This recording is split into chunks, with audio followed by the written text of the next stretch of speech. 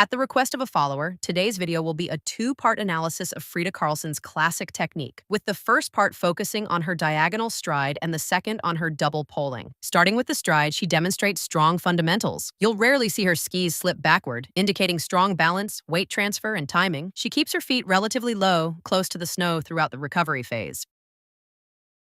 She moves elegantly with good rhythm and a stable, forward-leaning frame. Vertical oscillation is minimal, and her shoulders stay low. She consistently brings her center of mass forward over the glide ski before the next kick.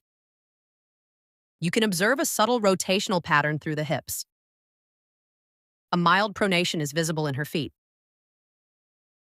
She is excellent at naturally shifting gears. On steep climbs, she uses short, quick steps with a light, almost floating feel. As it flattens out, she extends everything. Longer strides, more reach through the arms and body, giving it a more old-school appearance. She'll occasionally drive the lower leg slightly forward, allowing for a longer glide phase on each ski. Her hand position varies a bit, sometimes sweeping outward before pole plant. The poles are set at unconventional angles, non-vertical, with the baskets reaching well outside the skis. Moving on to double poling, she uses a relatively high cadence, a common pattern in women's skiing.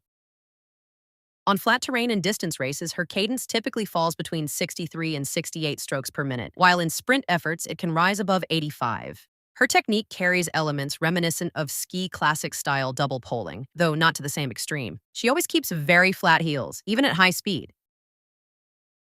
She also double poles with relatively straight legs and a forward bow of the upper body, suggesting strong trunk engagement. Most of the force is applied early in the poling phase.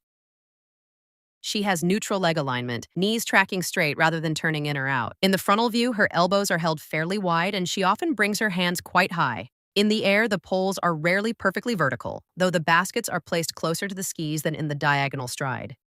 She has relatively fixed arm joint angles, and her overall double poling pattern appears somewhat rigid, though such stiffness can often be mechanically efficient.